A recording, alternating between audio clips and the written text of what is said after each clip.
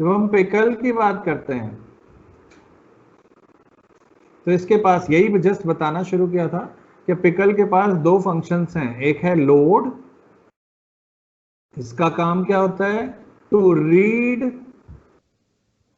Object from binary file.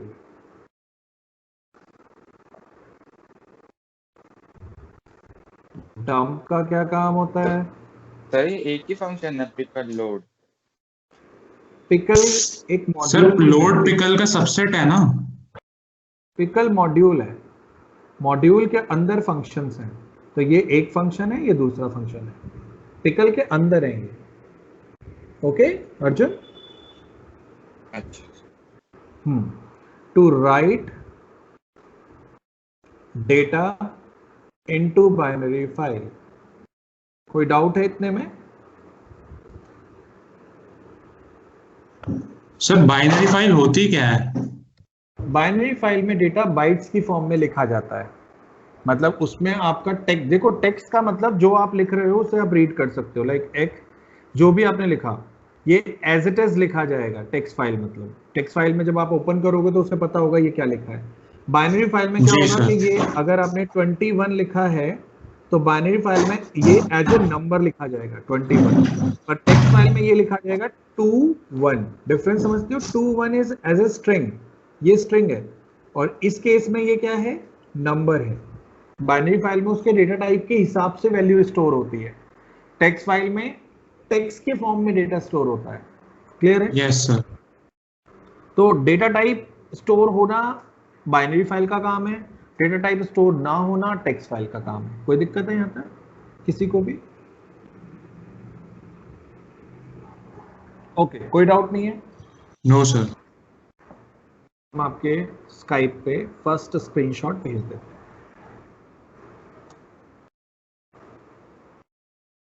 अब हमें writing का प्रोसीजर लिखना है कि अगर मुझे बाइनरी फाइल के अंदर राइट करना है, मैं बाइनरी फाइल में राइट करना चाहता हूं। अभी तक हमने पढ़ा है W, A और R। W for right in text file, text file में राइट करने के लिए ये text file, W for writing mode, A for append mode, ये पढ़े हैं ना हमने, और R फॉर रीड मोड, ये रीड करने के लिए यूज होता है। ये सारे ये जो तीनों हैं ये टेक्स्ट फाइल के मोड्स हैं।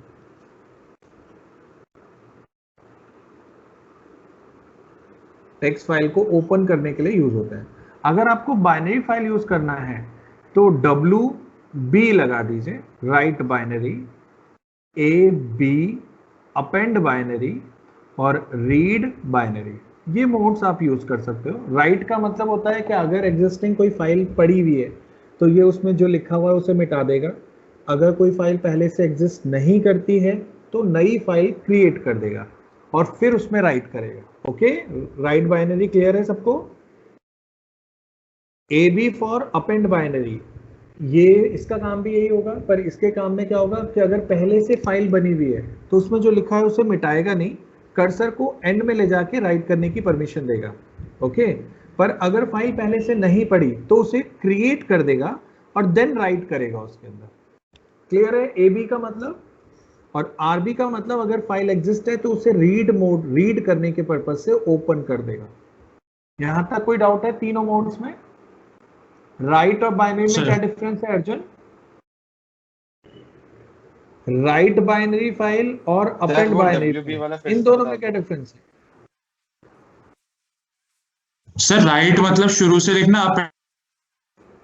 अपेंड मतलब उसको मॉडिफाई करना, लास्ट में ले जाकर लिखना। मॉडिफाई नहीं करना, मतलब ऐड करना, एंड में जाके लास्ट में ले जाके ऐड करना, ये डिफरेंस होता है। क्लियर है? Yes sir. मॉडिफाई नहीं कह सकते हो उसे, क्योंकि मॉडिफिकेशन अलग प्रोसेस कहलाएगा। अर्जुन आप कुछ कह रहे हो? हाँ, WB वाला जो है वो एग्जिस्टिंग फाइल को डिलीट कर देता है और फिर न्यू लिखता है। एग्जिस्टिंग फाइल को डिलीट नहीं, ओवरराइट कर देता है, मतलब उसे इरेज करके नई चीज लिखता हाँ, है। इरेज कर देता है, उसके अंदर जो लिखा है उसे इरेज कर देता है, देन नई फाइल, नया डेटा लिखना शुरू करता है। ओके,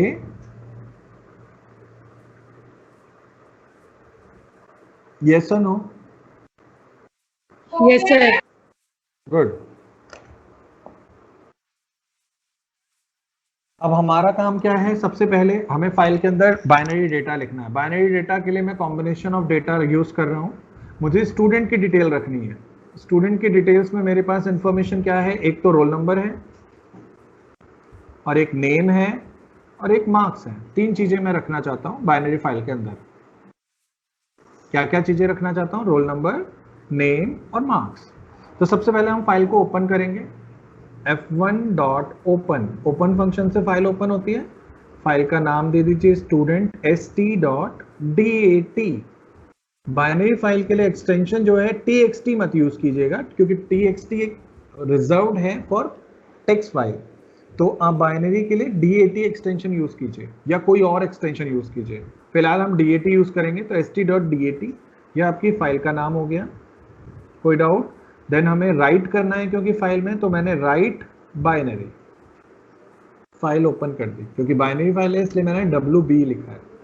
अब मैंने डेटा लिखा। सबसे पहले मेरे पास डेटा होना चाहिए, तो मेरे को 3 चीजें एंटर करानी है। कौन कौन सी 3 चीजें हैं? रोल नंबर, नेम और मार्क्स। इन्हें एंटर कराना होगा। एंटर करा देंगे तीनों को। तो ये इंटीजर टाइप होगा। Input, enter, role number, name direct input हो जाएगा। Input, enter. सर समझ नहीं आया, f1 is equal to open st.dat नहीं किया क्या? WB कॉमा फाइल ओपन हो गई। इसका काम होता है ओपन करना फाइल को, राइट करने के लिए बाइनरी फाइल में। WB मतलब बाइनरी फाइल। फाइल ओपन करोगे तभी तो उसमें लिख सकते हो ना। जी सर। हाँ, तो बिना ओपन किए तो आप लिख नहीं सकते, इसलिए सबसे पहला काम हमने क्या किया? जस्ट एक बाइनरी फाइल ओपन करके रख दी है जो कि ब्लैंक है, क्योंकि राइट बाइनरी है तो पिछला लिखा हुआ तो मिट गया होगा। और कर्सर आपका स्टार्टिंग में है ब्लैंक, जैसे व्हाइट बोर्ड होता है वैसी ब्लैंक फाइल आपकी क्रिएट हो जाएगी। तो अब आपने ये डेटा इनपुट करा लिया। इस डेटा को हम एक लिस्ट की फॉर्म में कन्वर्ट कर रहे हैं, एक ऑब्जेक्ट ऑफ लिस्ट। तो लिस्ट में अगर मुझे कन्वर्ट करना है तो मैं कैसे लिखूंगा? रोल नंबर, स्क्वायर ब्रैकेट लगा दूं, और जो जो चीजें हैं नेम और मार्क्स, इन्हें मैंने एक लिस्ट के फॉर्म में कन्वर्ट कर दिया। तो x मेरी एक लिस्ट बन गई। अब मुझे इस x को फाइल के अंदर लिखना है। अभी फाइल में लिखा नहीं गया है, अभी x में राइट किया गया है। अब लिखेंगे पिकल डॉट डंप, और डंप के अंदर सबसे पहले हम देते हैं क्या चीज लिखनी है आपको? लिस्ट लिखनी है, तो आपने x लिख दिया। देन इसके बाद f1 फाइल क्लोज कर, जिस फाइल में लिखना है उस फाइल का नाम लिख दो। Then f1 dot close. तो इसके अलावा आपको कुछ करना ही नहीं है। जस्ट आपने फाइल ओपन करी, जो डेटा था उसे इनपुट मुझे कराया। एक वाली लाइन लिखी है वो समझा दो क्यों लिखी है। कौन सी लाइन? ये x equals to roll number, name और मार्क्स। ये वाली लाइन की बात कर रहे हो क्या? Third last, x equals to में ब्रैकेट ये में x is equal to roll number. इससे क्या हो रहा है कि आपके जो अलग अलग वेरिएबल्स हैं उसे आपने लिस्ट में कन्वर्ट कर दिया है। एक ऑब्जेक्ट बनाओगे ना, जब आप राइट करोगे तो आप एक ही ऑब्जेक्ट तो राइट करना चाहते हो फाइल में, as a record of a student. इसलिए आपने उसे लिस्ट में कन्वर्ट किया है पहले, देन आप राइट करोगे। तो ये डंप है कलेक्शन ऑफ रिकॉर्ड, क्योंकि रिकॉर्ड है ना। अगर सिर्फ नाम रख रहे होते आप पूरी फाइल में, तब तो आप सीधा नाम लेके नाम को इनपुट करा लो, पर क्योंकि हम स्टूडेंट की डिटेल रखना चाहते हैं तो मल्टीपल डिटेल्स हैं हमारे पास, तो उन मल्टीपल डिटेल्स में मैनेज करने के लिए हम उसे लिस्ट के फॉर्म में कन्वर्ट करेंगे, देन राइट करेंगे। क्लियर है? सर सपोज हमें सिर्फ रोल नंबर लिखना होता तो हम एक अगर आपको सुनो, अगर आपको अरे सुन ले, अगर आपको सिर्फ रोल नंबर लिखना होता तब आपको कन्वर्ट करने की जरूरत नहीं है। रोल नंबर एंटर कराओ, pickle dot dump roll number f1, पर आपकी फाइल में फिर सिर्फ रोल नंबर होने चाहिए। Okay sir. अगर एक रोल नंबर है एक नेम है तब आप ऐसे नहीं लिख सकते, क्योंकि फाइल जो कंटेन करती है वो collection of similar type of element ही करेगी। सिमिलर टाइप ऑफ एलिमेंट मतलब सेम टाइप का डेटा होना चाहिए। क्योंकि मैंने ये 3 अलग अलग टाइप के डेटा लिए हैं, रोल नंबर, नेम और मार्क्स, तो इन्हें मैं कन्वर्ट कर रहा हूँ एक टाइप में जो कि है लिस्ट, और मैं लिस्ट को राइट कर रहा हूँ, तो वो सिमिलर टाइप का बन जाएगा फाइनली। समझ में आ गई बात? Yes sir. File same type का ही डेटा रखती है, अलग अलग टाइप का डेटा नहीं रखती, वरना वो टेक्स्ट फाइल बन जाती है। मतलब अगर मैं इस फाइल की बात करूं तो that is a collection of students, not role number name marks. अलग अलग नहीं है रोल नंबर नेम मार्क्स, वो स्टूडेंट के रिकॉर्ड का कलेक्शन है। इतना क्लियर समझ में आ गया सबको? राइटिंग प्रोसीजर क्लियर है सबको? राइट कैसे करेंगे बाइनरी फाइल में? यस और नो? Yes sir. मेरे को यहाँ नहीं दिख रहा होता, सबको क्लियर है ना? Okay, good enough.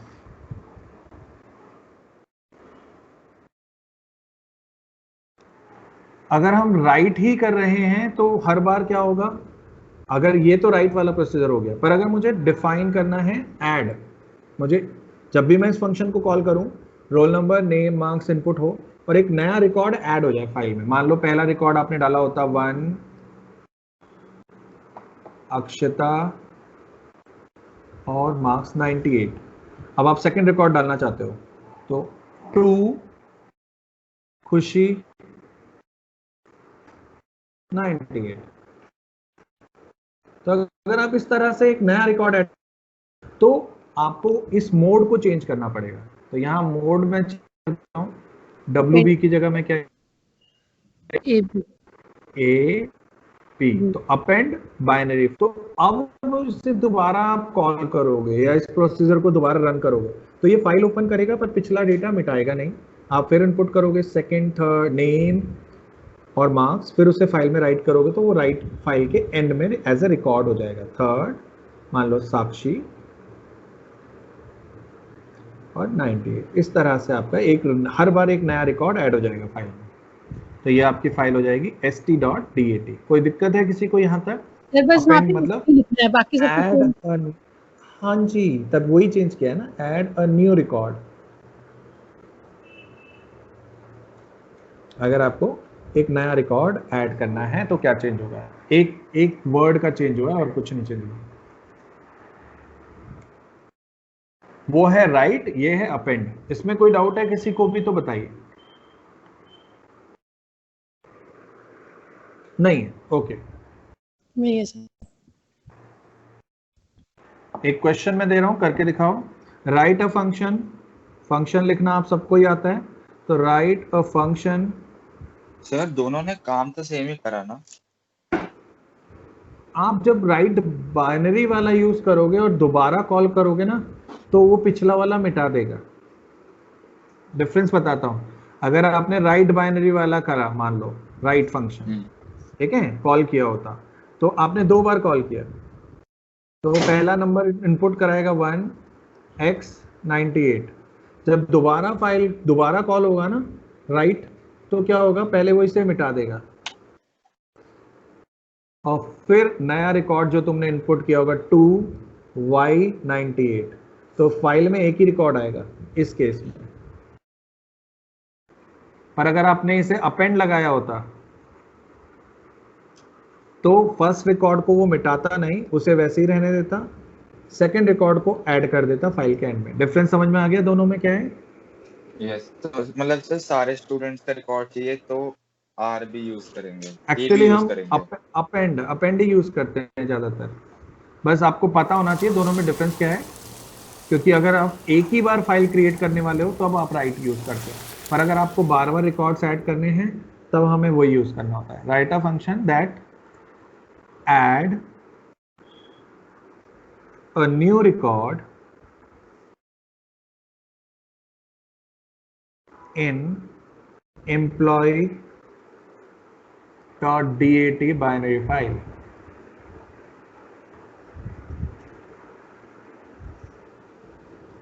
एम्प्लॉय के पास क्या क्या है वो बता देता हूँ, आईडी, नेम, डिपार्टमेंट और सैलरी, 4 चीजें हैं।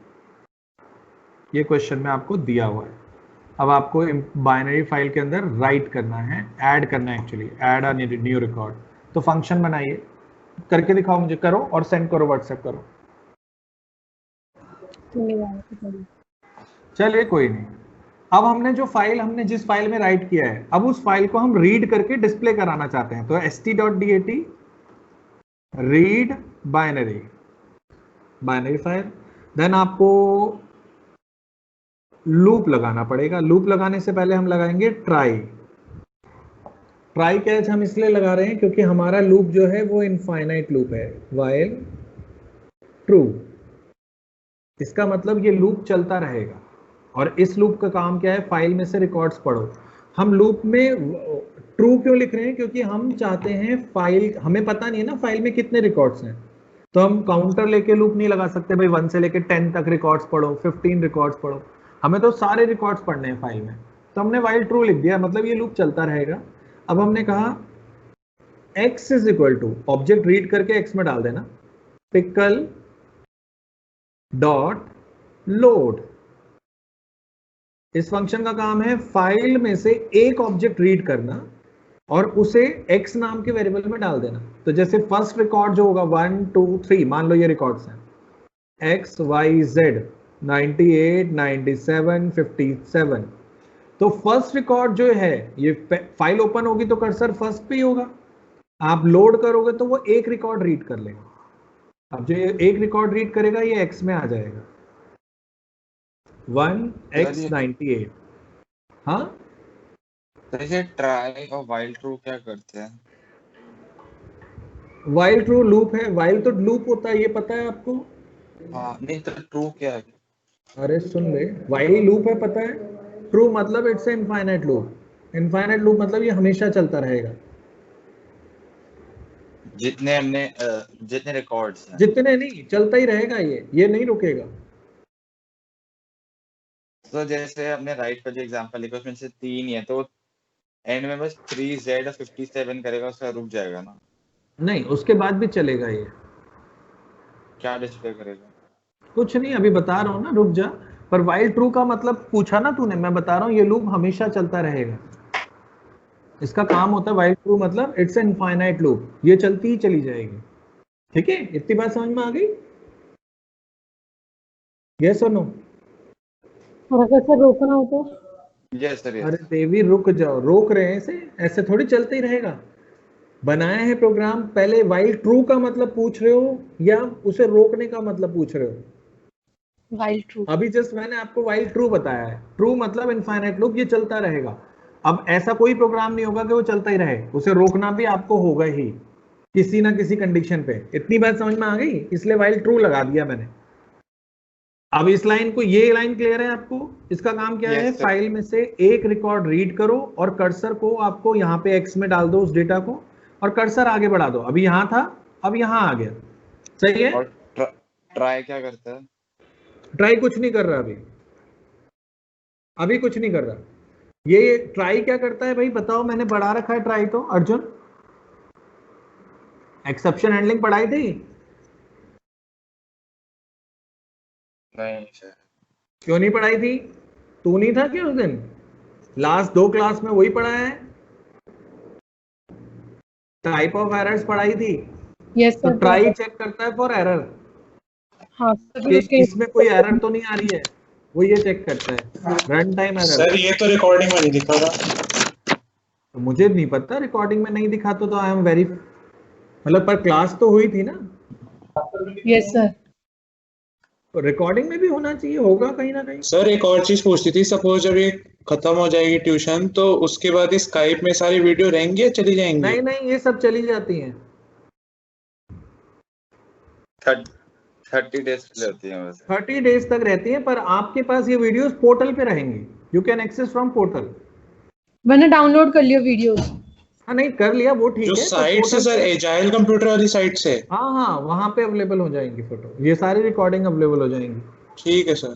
ठीक है, तो यहाँ पे आपने पिकल डॉट लोड किया। लोड करने से क्या होगा, पहला रिकॉर्ड आएगा, आप उस रिकॉर्ड को प्रिंट करा दो, प्रिंट एक्स, तो आपका रिकॉर्ड प्रिंट हो जाएगा। सही है, मैंने और कुछ नहीं करना है इसके अंदर। अब अगला रिकॉर्ड पढ़ोगे तो सेकंड रिकॉर्ड एक्स में आ जाएगा 97। ध्यान से देख लो क्या हो रहा है। फिर सेकंड रिकॉर्ड भी प्रिंट हो जाएगा, फिर नेक्स्ट करोगे थर्ड भी प्रिंट हो जाएगा। उसके बाद जब आप नेक्स्ट करोगे, क्योंकि यहाँ पे आपकी फाइल एंड हो गई, समझ में आ रहा है?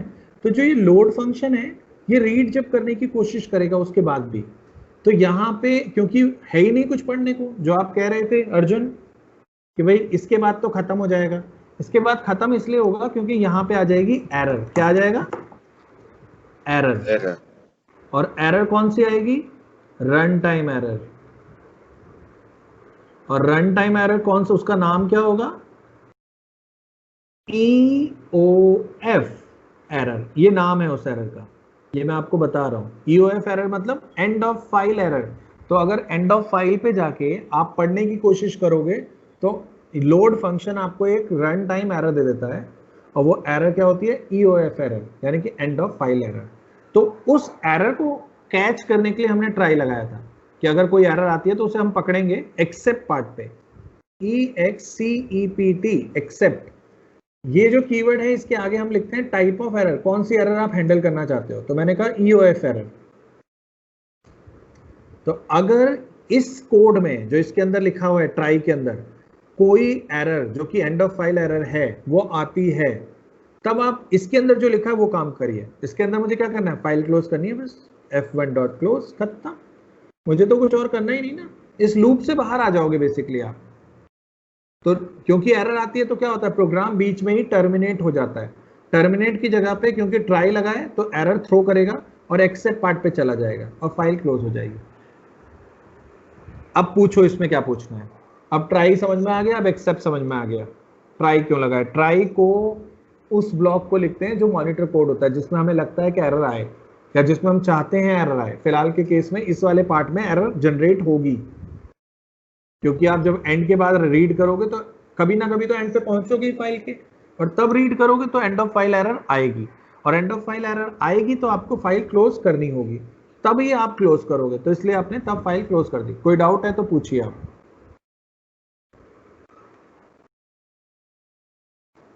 No sir. Arjun, any doubt in reading section? कोई डाउट है तो बताइए। अब तो क्लियर हो गया ट्राई और एक्सेप्ट पार्ट। ट्राई में आपकी एरर्स वाला कोड लिखा जाता है कि कहीं पे एरर आ रही है, और एक्सेप्ट में उसे हैंडल किया जाता है कि अगर एरर आ रही है तो हमें कुछ करना नहीं है क्योंकि हमारा तो एंड आ जाएगा फाइल का, देन फाइल क्लोज कर दीजिए और कुछ नहीं। किसी को भी डाउट है इतने में? गुड, नहीं है, वेरी गुड। अब आपको फाइल रीड करनी है, आप दिमाग लगाइएगा। स्टूडेंट वाली ही फाइल रख रहे हैं, student.dat फाइल हमारे पास अवेलेबल है जिसके अंदर डेटा कुछ इस फॉर्मेट में है। मैं आपको बता रहा हूँ format, role number, name, marks, जैसे फॉर्मेट में आपने लिखा था उसी फॉर्मेट में रखा हुआ है, ठीक है। Read binary file and display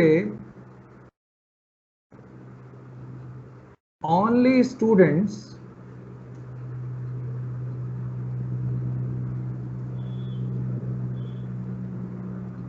having marks less than 50। आपको इसके लिए फंक्शन बनाना है, फंक्शन बना के दिखाइए मुझे। आपको फाइल रीड करनी है, कंडीशन लगानी है मार्क्स के ऊपर, देन डिस्प्ले करना है। जो आपने प्रिंट किया था ना, अभी प्रिंट करने से पहले कंडीशन लगा दीजिएगा।